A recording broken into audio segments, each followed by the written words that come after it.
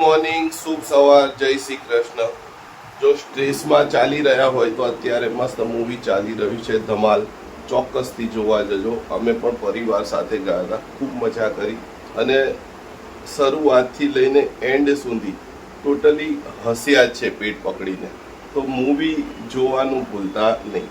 અને આજનો દિવસ તમામ મિત્રોનો સારો રહે, શુભ રહે.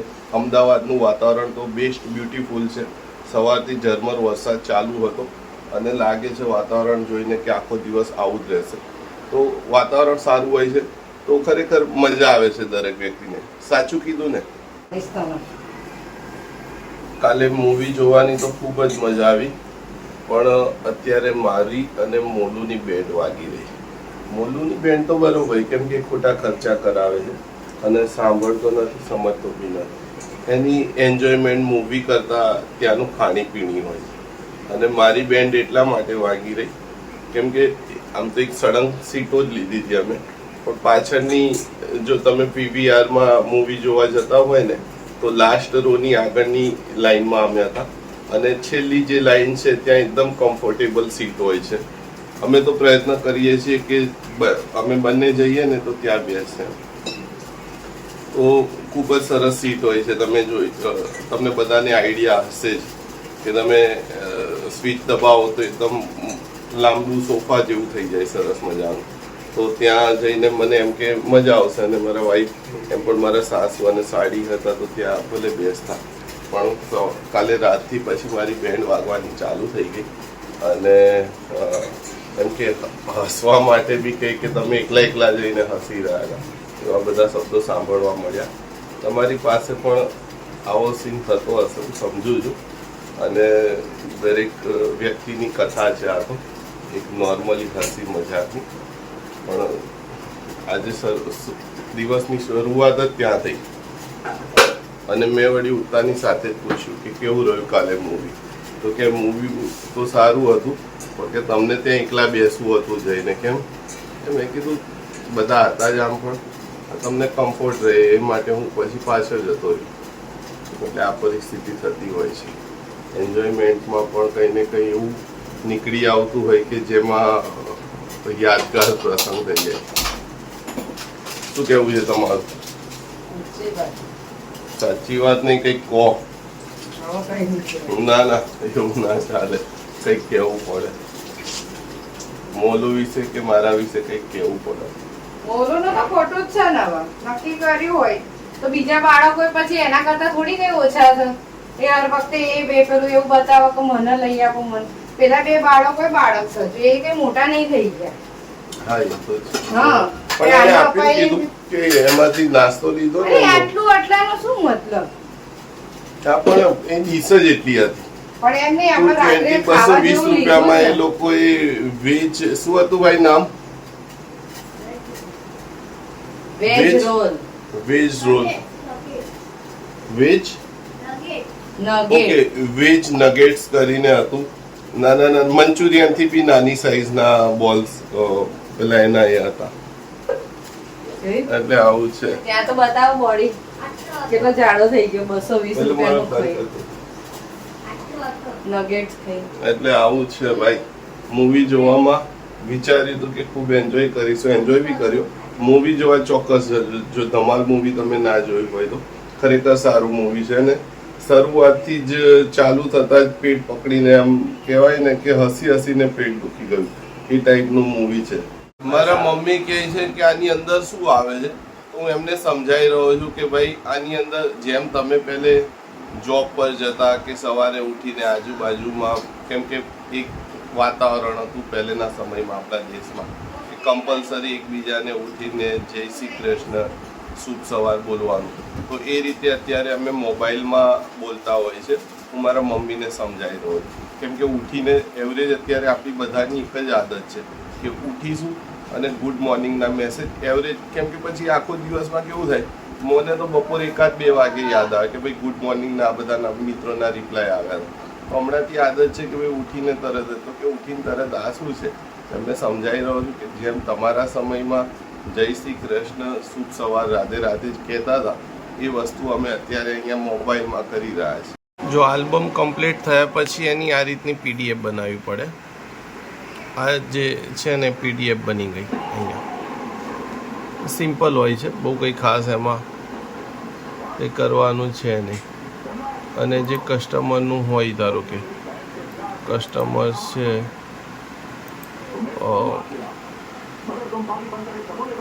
નીલ,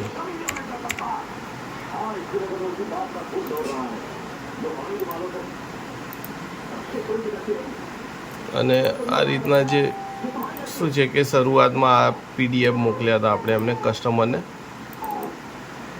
1 આલ્બમ 2 આલ્બમ 3. હવે નવા પીડીએફ એમણે જે કરેક્શન કરાવ્યું એના આલ્બમ 1B 2B અને 3B એ રીતે સિમ્પલ એના પીડીએફ મોકલી દઈએ એટલે કરેક્શન ઓકે છે એમ કરીને લખે એટલે પ્રિન્ટિંગમાં જતું રહે અને લેબમાંથી ડાયરેક્ટ પોર્ટરની સુવિધા હોય છે તો કસ્ટમરના ઘરે પણ પહોંચી જાય ઇઝીલી. ગયો છે તો એને સ્કૂલે મૂકવા જઈશ અને એના નાનીનું કેવાયસી કરવાનું છે તો ઓનલાઈન પ્રોસેસ જોઈશું કેમ કે ઘણા ટાઈમથી એકચ્યુઅલી નાના કામો સાચું કહું ને તો એટલા રહી જાય છે ને. હવે મલું બાને બાઈ કહી દે અને ચલ જલ્દી ફટાફટ અને મમ્મીને કહે ચલો તમે બી આવતા હોય તો ઓકે ચલો.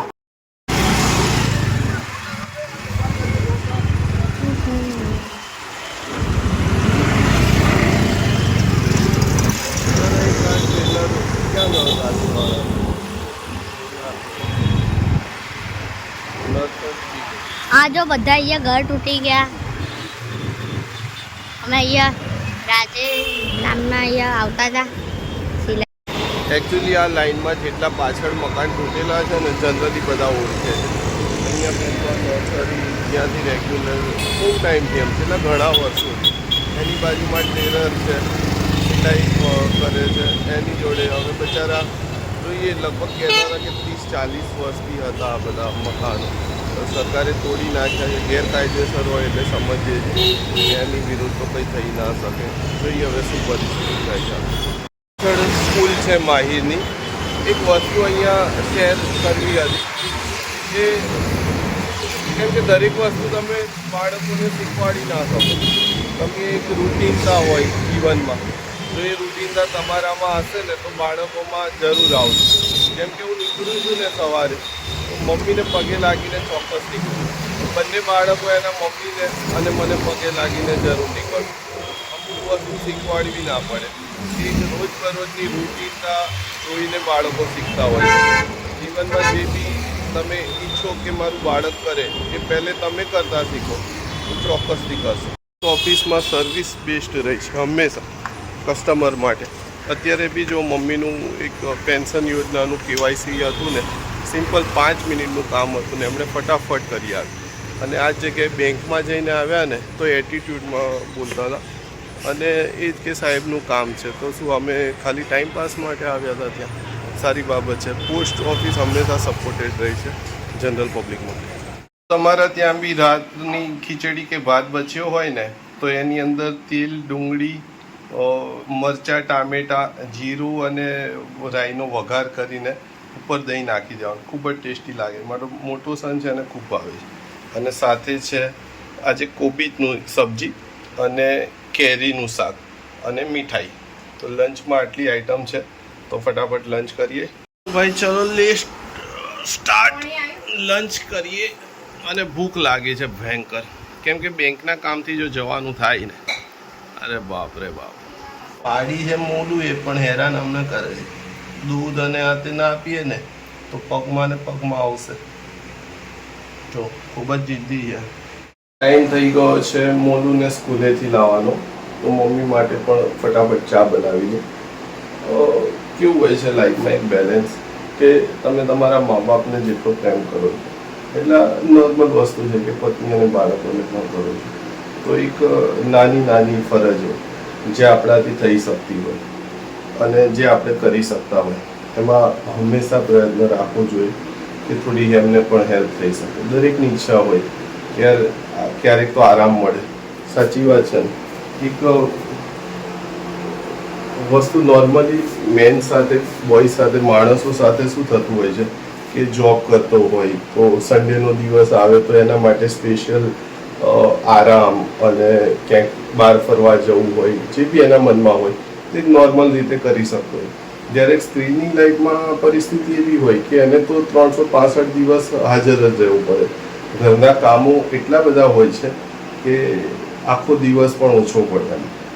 તો આ વસ્તુ છે. છતાં પણ એક જેટલા પણ તમારા પાર્ટનરને કદાચ સપોર્ટ કરી શકો એટલો ચોક્કસથી કરવો જોઈએ. કેમ કે આ વસ્તુ એટલા માટે કહું છું, ઘણા મિત્રો સાથે ચર્ચા થતી હોય ક્યારેક તો કે યાર ભાઈ અમને તો નથી ભાવતું, કેમ કે ઘણીવાર હું આ કંઈક જમવાનું બનાવું કે આના વિડીયો પણ મૂકતો હોઉં છું, તો એ લોકો મને કહેતા હોય કે ભાઈ નથી અમને ફાવતું.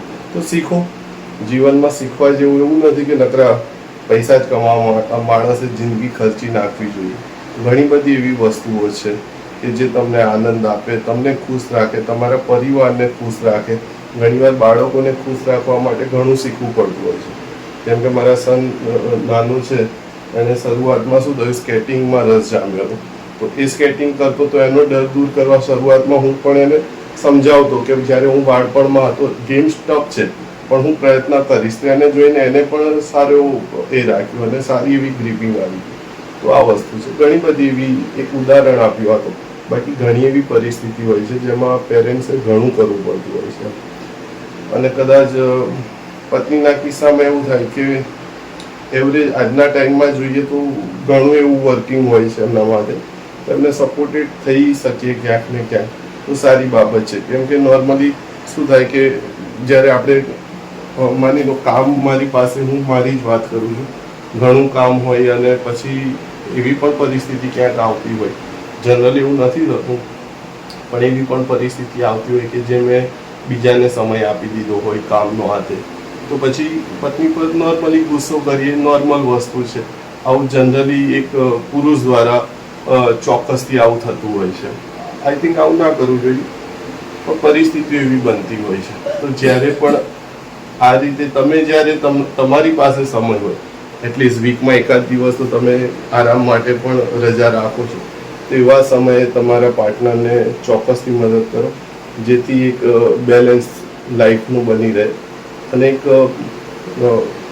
એક મિત્રતાનો એક કહી શકો એક એવો રિલેશન મેન્ટેન થાય કે જ્યાં તમે એક સપોર્ટેડ વ્યક્તિ પણ હંમેશા મનથી કહી શકો કે હા ચલો જેટલું ફાવે છે એટલો હું પ્રયત્ન કરવાનો કરી રહ્યો છું. વર્કઆઉટ કરતાં તો વાતો ઘણી વાર વધુ થાય છે, તો આજે એવો જ માહોલ હતો. પણ એક્સરસાઇઝની 2 વસ્તુ અત્યારે હું તમને કહીશ, ધ્યાન રાખજો. કદાચ કોઈ બાજુવાળો વધુ વેટ ઉચકે ને તો કોઈ દિવસ એવું ના વિચારતા કે હું વધુ વેટ ઉચકીને આનાથી વધુ બોડી બિલ્ડર થઈ. તો એ વસ્તુ છે, એ વસ્તુનું ધ્યાન રાખજો. વેટ તમને જેટલું ઉચકાય ને એ પ્રમાણે તમારે એને હેન્ડલ કરવાનું. અને 3 ભેંસ લાવ્યો છું આજે બંટીજી. બેગ નથી તો જો તો ખરી જુગાડ હેલ્મેટમાં. ડિનરમાં હતા મારા ફેવરેટ દાળ ભાત, અને એ સાથે આજનો બ્લોગ અહીંયા પૂરો કરું છું. ગુડ નાઇટ, શુભ રાત્રિ, અને આજનો દિવસ સારો રહ્યો હશે એવી આશા સાથે કાલે ફરીથી મળીશું.